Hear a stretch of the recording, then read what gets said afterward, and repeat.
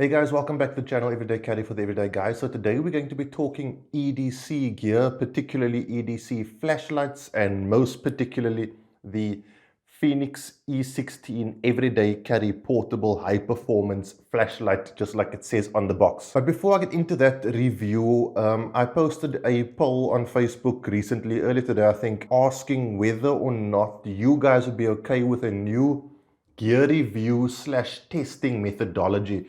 And what it basically centered around was I wanted to start testing gear more aggressively, especially everyday carry gear. I find there are a lot of channels out there that's reviewing gear, and that's fine, that's cool. Everybody enjoys that sort of thing. I enjoy it particularly. And then you get channels that test gear for review. And in watching some of those channels, I found that maybe I'm going a bit too easy on these things. So like I said, I posted a poll on whether you guys would want that. It might take me a bit longer to do the review. And pretty much everybody who voted on the poll on Facebook said yes. Tested to destruction. We don't mind waiting a bit. As an example, those of you who remember, I did a first impressions review of the Olight PR Pro. This is my PR Pro, and I don't think there is another PR Pro on social media that you'll find that has this level of wear on it. This was released like what, a month and a half ago. And I did my first impressions review, but I'm doing like a follow-up review and I'm testing the absolute crap out of this thing. Like if this thing survives, you're gonna know it's good to go. So I'm still testing, I'll continue testing. This is actually my everyday carry flashlight. So even more so, I want to test it to a point where I know I could almost recommend it. I will never recommend anything because that's not what the channel is about. But if it's gonna be for everyday carry, it's gonna get pushed to the limit. Now that brings us to this guy, the Fenix E16. This is a really interesting little flashlight. And when I say little, I really do mean little. Before we get into the review, let me get my least favorite part of the show out of the way. In the box, you get a spare lanyard and seal. The box is quite cool. It's that big and it's got like this portal over here so you can see exactly what the light looks like inside. Some explanations on the back, which I'll take you through, don't worry about that. A little Fenix brochure card type deal and the user manual. Which is extensive in multiple languages. Okay, so the Fenix E16 is a little 700 lumen flashlight. It uses a 16340 or CR123A battery, depending on rechargeability. And something important to remember is, as you saw where I showed you what's in the box, you do not get a battery with this flashlight.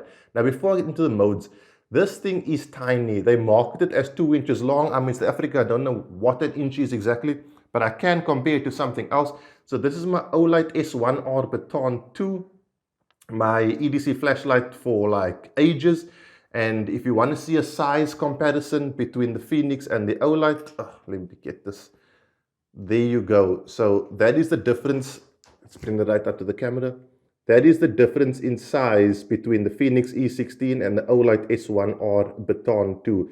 The Fenix is just about the smallest EDC flashlight I know of. Okay, so let's go to the mode. So basically the way you activate it is with this button over here. I'll give you a close-up of this button and you'll see that this thing is flush, like it's a mouse clicker style button. And someone recently said to me that the button on here failed. So I've sort of tapped this button. I'm going to be honest, like it's got to be over 1,000 times. Just like basically tapping it on and off, and then locking it and unlocking it and dropping it and that sort of thing. You'll see it drop this a bit later on. The button hasn't failed for me. It's still fairly exactly as it was when I got the light. I hope that's focusing. It's got a bit of a click to it and it's still clicking as it should. So basically the way to power this on is with a half a second button press. And then it powers on. It'll start off in 3 lumen mode, then 1 tap takes it up to 30, 1 tap takes it up to 150, another tap takes it up to 700, and as you can see that's quite intense. And then if you tap it again it goes back down to 3 and so on. The modes are as follows. 3 lumens you'll get for 70 hours, 30 lumens you'll get for a little over 11 hours, 150 you'll get for 2 hours, 700 you will get for 1 hour and 5 minutes. That's depending on the battery type you use and obviously given that the battery is fully charged. Then strobe is a very simple press and hold from anywhere on the flashlight, and that's in full 700 lumen epileptic seizure mode. And when you tap it again, it goes back to your previous mode that you had it in before you put it off. To put it off is also a half a second press on the button. Clicking the button once, like a click type thing, does nothing. Okay, you can just see over there. I'll just give it a quick tap. See, it does absolutely nothing. Now, this light does come with one of those S clips. I'm hoping my camera is focusing so you guys can see exactly what I'm seeing. It comes with one of those S clips, so you can mount it on a cap, or if you do put it in your pocket, you can put it in facing the bezel down or up. Now, there are two lockout modes. Basically, a lockout mode is that you can't access or mistakenly power on the light. Because this button press has such short travel, there is the possibility of putting it on just by sliding into your pocket. Now, that hasn't happened to me before, but I can distinctly see it's a possibility if you are a skinny jeans wearer type dude. Okay, you might, switch the light on, just slide it into your pocket. And this doesn't come with a rechargeable battery type, so you don't want that. So the first one is what I call sort of a mechanical lockout mode. Basically, you take the clip and you rotate it to where it's in front of the on-off switch. Can you see that? And now you can't press the on-off switch. So that's one lockout mode. The other lockout mode is double tapping the power button twice. So we give it 2 taps. The light will flash twice and now it's locked out. Now if I try to put it on, it'll just flash, and then that's basically so it's in lockout mode. If you double tap it again, it'll basically go to your previous setting that you had it on, and that's effectively how to take it out of lockout mode. Now, what I like about this light is that the output is in neutral white. It's a warmer white than sort of your cool white lights, and I like that because it gives really good color rendition. I'll chuck in some B-roll. And you'll see, this is me testing the light, and you can see, there's a black and white painting I'm shining it on, and then I move it over to a skateboard, and you can nice and clearly see the different colors on that skateboard. Okay, with a light that has sort of a cool white, that skateboard will come up as very washed out. The neutral white lights, they are a warmer light, like a more yellowy light, but when you shine them onto objects, they reflect the color of the object in a more true sense. So having a neutral white option makes a lot of sense for an EDC flashlight.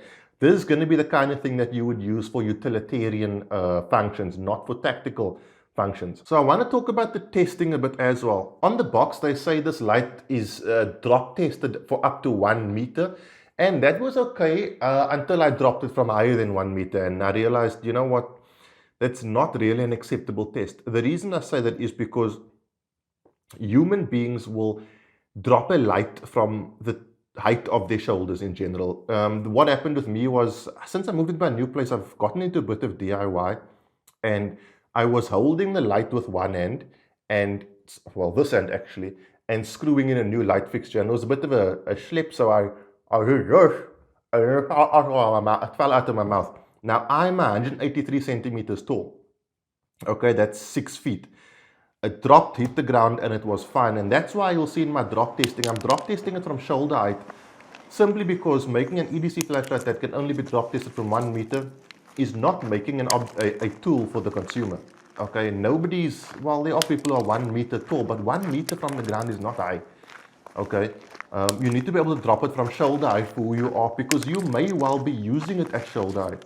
So I'm very impressed with the fact that even though this says this is 1 meter drop safe, I've been able to drop it on multiple different ground materials, and it's not had a problem at all. So so it can survive, shall I say, a 6-foot drop. The water testing as well, it's IP68 rated.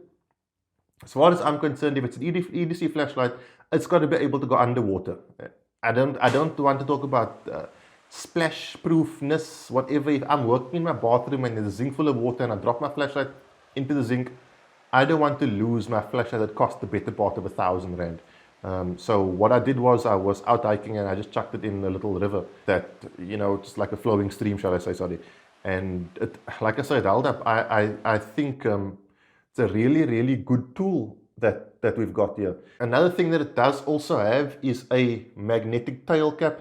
This tail cap is magnetic, but I have to be honest, it's not like super magnetic. It will carry the weight of itself, quite comfortably, but you've got to basically put the entire base against whatever you're sticking it to. Like some flashlights, you know, they're so magnetic that you could sort of just, you know, almost chuck it at a piece of metal and it'll stick to it. This isn't quite that, but it's magnetic enough to where if you're using it not like an idiot, it's going to suffice. So does also have a magnetic tail cap, which is cool. Another thing that I think is sort of going to be mandatory on everyday carry flashlights, because you want to work with both your hands. You don't have to do this because you will end up dropping your flashlight. And then also, I don't know if you guys can see, there is some chipping on the frame. This is hard anodized aluminium. I'm not holding it against the light that it's chipped because I've dropped it from higher than what they said I should be dropping it from. And personally, guys, your EDC gear should be messed up. Like if it looks brand new after like 6 months of using it, then you aren't really using it. These are not things, especially everyday carry gear, it's not gear you must be respecting. Use your tools. If it can't survive, it's not a good enough tool. The Fenix E16, in conclusion, really impressed. Love the size. Like it's a drop in your pocket and forget about it. You don't even need to put this onto a clip. You can just drop this in your pocket. This will comfortably fit into the coin pocket of your jeans. And it's also really light. That's another thing I want to talk about. It's very, very light as a flashlight. Again, comparing it, and I'm not comparing it, but I'm like just using it as a reference, the S1R Baton 2, which is sort of the level of where everyday carry flashlights should be. This is quite a bit heavier than this. I would say almost double the weight, the S1R. It's a very, very light, almost flimsy feeling flashlight. Like if you pick it up in your hand, you'll think, ugh, this isn't as solid, but you know, it holds out really, really well. I've not had any issues with it. This is available at pretty much any Blades and Triggers here in Cape Town and South Africa. Go check them out. They're under $1,000. I think, don't quote me, but I think I saw them for like $700, which is a giveaway. It's a very, very good price. And it's kind of sexy, right? Like, I mean, look at those colors. It's got that like the rust situation going on here. Very sexy little flashlight. And I'm, again, very, very impressed. So, as always, I want to say a massive thank you to Blades and Triggers. They've given me some really cool gear to test. You guys will be seeing the review. A huge thanks to Ishrat Karim again. I seem to be mentioning this guy's name a lot, which is a good thing. As I said before, he's a hugger. So if you see him in his store in Tiger Valley, go up to him, hug him. You know, we don't care, do that. That is it, guys. Super quick review. I've been as thorough as I possibly can be with this flashlight. I've tested it for, I think, almost 2 months. And as you can see from the video, I've not been kind to it. It's held up really well. Well done to Fenix for giving us a contender, you know, very, very cool flashlight. Have a good week, guys. I will see you soon. Competition's coming soon. Holster reviews coming soon. That's it, guys. Cheers. God bless.